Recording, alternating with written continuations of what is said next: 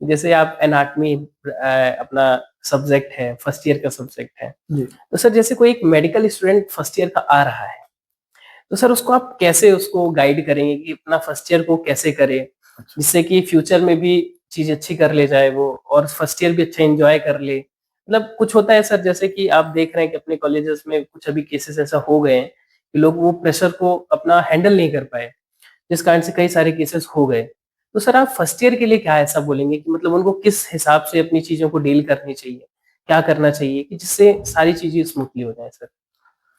MBBS first year जब हमारे पास आता है तो बच्चे रहते हैं 17-18 ईयर्स के बच्चे, छोटे छोटे बच्चे रहते हैं। आजकल मैक्सिमम बच्चे फ्रेशर ही आते हैं एक आध ड्रॉप लेके, और सारे के सारे बच्चे अपने माँ बाप के सिंगल चाइल्ड या एक दो बच्चे रहते हैं, पेम्पर्ड चाइल्ड रहते हैं।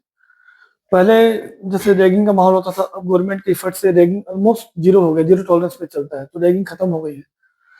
बच्चों में पेरेंटिंग से भी ऐसा है कि काफी पेम्पर्ड रहते हैं, तो जरा भी वो ऑड सिचुएशन को बर्दाश्त नहीं कर पाते। मेडिकल की पढ़ाई टफ है।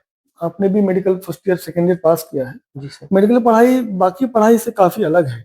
इसमें आपको पूरा डेडिकेशन से पढ़ना पड़ता है और कोर्स बहुत ज्यादा है। जी सर। फर्स्ट ईयर में अगर हम बात करें, एनाटॉमी, फिजियोलॉजी, बायोकेमिस्ट्री सब्जेक्ट है, और बैक टू बैक क्लासेस रहती हैं, सुबह 9 से 4 तक लगातार बच्चा हाँ सर। इंगेज रहता है, फिर आने के बाद पढ़ना होता है, तो काफी वो सकम्ड हो जाता है। तो मुझे ऐसा लगता है कि बच्चों को एक अध्यात्म से जुड़ना बहुत जरूरी है, जो मेरा मानना है जी। कि कोई ना कोई एक आध्यात्मिक गुरु, जैसे वो माँ भी हो सकती है, बच्चे के पिताजी भी हो सकते हैं, बच्चे जी को सर। टीचर भी हो सकता है, तो सही गाइड करे, सही लाइन में लेके जाए। और उनका एक ही दायित्व जो मैं अपने बच्चों को समझाता भी हूँ फर्स्ट ईयर में हर साल, कि आप यहाँ पे एक ही काम करना है, पढ़ने के लिए। तो आप जी। जैसे भगवान श्री कृष्ण कहते हैं, कर्मण्यवाधिकारस्तु माँ फलेषु कदाचन माँ कर्म फलेतुर्भुः माँ संगस्तु कर्मणि। मतलब तुम अपना कर्म करो, फल की चिंता मत करो, फल की आसक्ति मत करो। जी सर। तो अगर हम अपना 100% देते हैं पढ़ने में, हम जिस काम करने आए हैं, तो वो जब बच्चे पढ़ेंगे और क्या रिजल्ट होगा, मैं पास होऊंगा फेल होऊंगा, उसको छोड़ के, तो मुझे लगता है डेफिनेटली वो काफी अच्छा करते करते भी हैं। और जितना बच्चे जब वो नए नए आते हैं तो बेचारे घबरा जाते हैं, हुँ। धीरे धीरे जब आगे बढ़ते हैं तो उनको सब्जेक्ट समझ में आने लगता है, उनको मजा आने लगता है। पर सर जहाँ तक मैंने भी चीज़ फेस की है, एनाटॉमी बहुत हार्ड लगता है सर मतलब। रीजन है उसके पीछे हार्ड लगने, एकदम नया सब्जेक्ट है।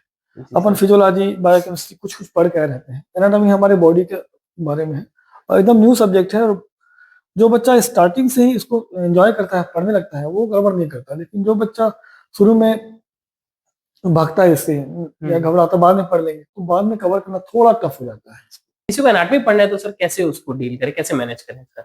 देखो, एक्चुअली एनाटॉमी पढ़ाई इसलिए आता है, बेसिक साइंस है, हमारा फाउंडेशन कोर्स है। जी सर। हम जो लाइव में मरीज को ठीक करेंगे, वो हम यहाँ पे डेड बॉडी में देख रहे हैं। हुँ। तो ये तो ऑलरेडी डेड है, इन्होंने बॉडी डोनेट की हुई है अपनी, हम हमारे लिए अपनी बॉडी पूरी डोनेट करें, हम हमारे बच्चे पढ़े, हम सीखे उनसे। जी। तो वहाँ जो सीखे रहते हैं हम, छोटी छोटी चीजों को, बारीकियों को किताब से देख के, अपने गुरुजनों से सीख के, एटलस देख के, वीडियोस देख के, तो उसको हम वहाँ अप्लाई करते हैं। अच्छा, हमने देखा था कि अंदर यहाँ के पास होता है, तो हमको ये हुँ। पता है, दिमाग में ओरिएंटेशन बन गया।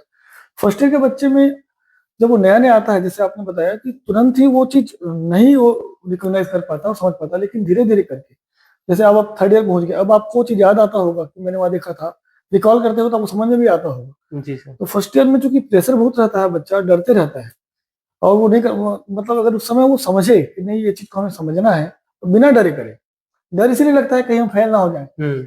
उस फेल होने के डर को छोड़ना पड़ेगा, जी सर। फल क्या हुआ छोड़ना पड़ेगा, और उसका अपना 100% देना। हमको याद हो रहा नहीं हो रहा है, उसको छोड़ के हमें 100% देना है, और हमें समझना है, तो वो बच्चा समझता है।